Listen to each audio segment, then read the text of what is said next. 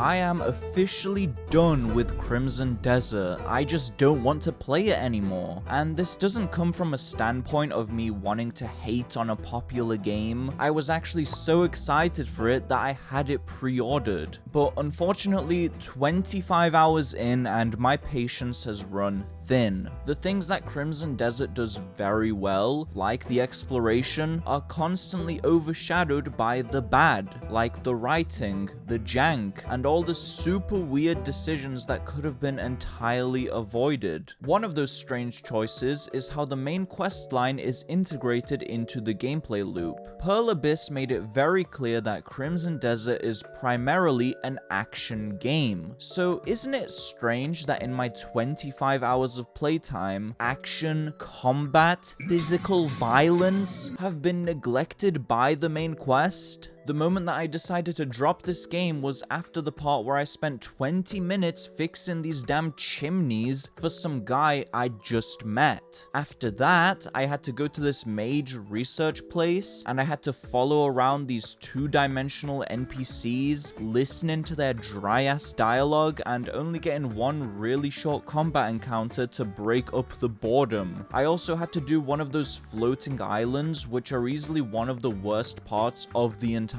game. There's nothing of interest to see up here, and it just feels like padding to make the story longer than it has to be. Before all this, I spent a bunch of time getting our new camp set up, doing fetch quests for my Greymane brothers, and getting minigames forced upon me, like this archery tournament or this fight pit. These things are already openly available in free roam, so the fact that they force these activities onto you in the main story 20 or so hours in is kind of strange and unnecessary. Are you starting to see the problem? Crimson Desert is an action game. It has very fun combat and an insanely in-depth skill tree, but for a large chunk of the beginning of the game, this is all completely neglected. If you want to fight enemies, you have to go find them yourself. Even Ubisoft, who I love dogging on at every opportunity I get, at least fill their missions with combat and fun stuff. Their content may be generic, but at least they understand what players want from them.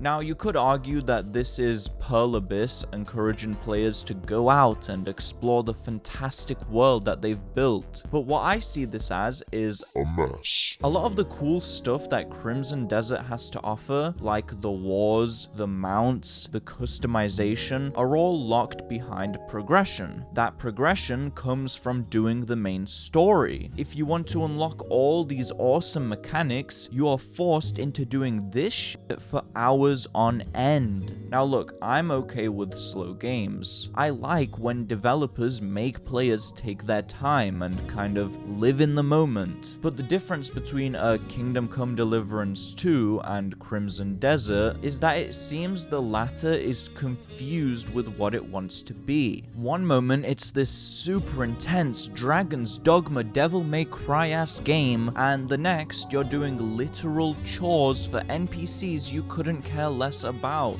Every time I play this game, I'm faced with a bunch of mixed emotions because I could be having a blast one minute and being bored out of my mind the next. Those slower moments work in other games because I have a reason to care about them. In Red Dead 2, following NPCs around and hearing their dialogue is awesome because you have an attachment to these characters. In KCD, doing chores feels immersive because you are a nobody in medieval Bohemia just trying to get by. Crimson Desert does not have those same redeeming qualities that allow me to enjoy the slower pace of it. It has great action and exploration, so forcing me to sacrifice those moments in exchange for boring dialogue and chore work is counterintuitive. I honestly don't see how someone could have playtested this and and thought that these filler slop quests should be forced upon the player rather than being optional, because it takes away from the things that Crimson Desert does really, really well. I've also seen the community being predictably brain dead about this game. My steak is too juicy and my lobster is too buttery. Is the usual response whenever anyone dares to critique how Crimson Desert prioritizes quantity over quality. Maybe I'm missing something, but I really don't understand how anyone can do the exact same quests as me and be actively entertained by them, because this is a slog. On the topic of the main story, we've all heard the campfire tales about how bad Crimson Desert's writing is, and Pearl Abyss themselves are aware of that. All the way up to launch, they were preparing us for the subpar narrative, saying it wasn't the main focus during development, and it's not the selling point, which I'm glad they were able to be so open and honest about. So what really baffles me is how much the main story and the writing is shoved into your face throughout the game. You can speed up cutscenes, but you can't outright skip them, which would be fine if the writing was worth sitting through, but we all know it's not. You're forced to listen to the driest Sahara Desert-ass dialogue while riding with NPCs, and none of the main characters are interesting enough to make those moments worthwhile. I was shocked by how boring even the intro mission was, because your group gets disbanded by possibly the most generic villain I've ever seen. The main character, Cliff, is an empty shell of an individual, which makes it baffling why they didn't just give us a character creator so we could at least have fun role-playing as someone we made. Cliff's role throughout the game mainly consists of grunting or giving one-word answers in response to other characters, and Cliff's own voice actor had to keep pushing the devs to give his character a more cohesive and interesting story. It's scary to think that this two-dimensional character we play as is actually an improved version. My confusion just all comes back to the fact that Pearl Abyss themselves were aware that the writing was nothing special. So the fact that all this slop, filler,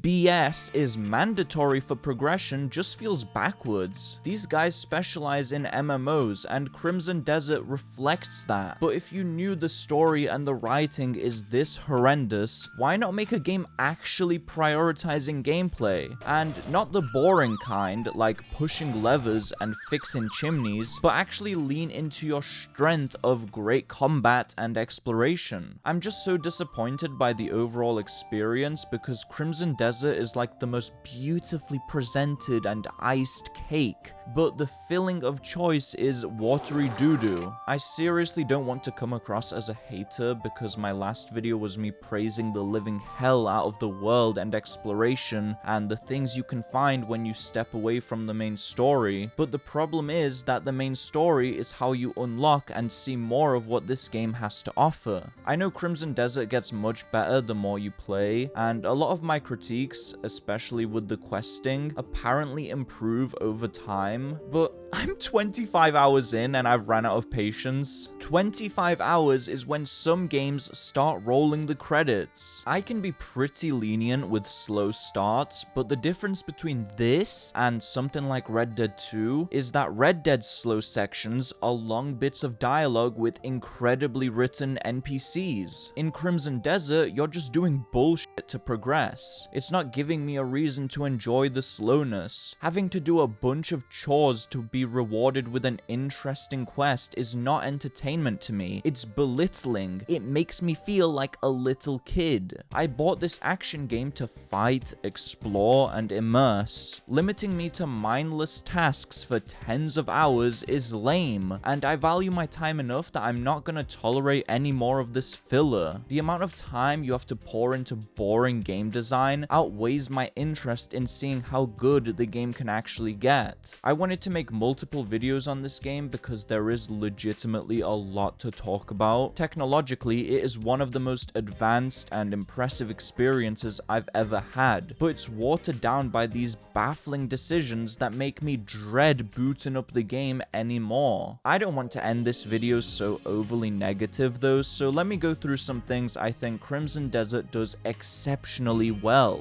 Despite how janky and unresponsive it sometimes gets, the core combat is pretty amazing. I love the mix between traditional weapons like swords and the brawling wrestling moves. It just makes fights feel so much more dirty and desperate, and I absolutely adore that. On top of that, the skill tree is way more interesting than I expected it to be. Instead of incremental stat bumps that a lot of action games do, you're unlocking actual moves, combos, and new mechanics, which is obviously a lot more interesting. And it's not just the combat that gets new moves, but also the Axiom Force, which to my surprise can be used for a lot more than just puzzles. I recently unlocked the ability to grab onto high places and pull myself up, which has proved insanely useful with how vertical the world gets. I've already made a full video on this, but the exploration is hands down the most engaging part of Crimson Desert. I stumbled upon locations that I'm still thinking about weeks later, just because of how organic it felt to discover them. The world is so rich and believable, and to top it all off, Crimson Desert is a fantastic looking game. I was constantly finding high ground just so I could appreciate the world around me, and pair that up with the most insane draw distance, Crimson Desert is one of the most technologically impressive games out there. The variety from region to region, biome to biome, different styles of architecture. It is clear to me that this is what Pearl Abyss put the most care and focus into. In case you couldn't tell, I do enjoy a lot about Crimson Desert. Certain aspects of it are literally 10 out of 10 top of the industry, but I don't want to play the damn game to experience those high highs because of the low lows. If you do want to hear about some of those highs, check out my last Crimson Desert video in which I talk about the awesome things I've discovered in my travels. I'm gonna clock out now. See ya.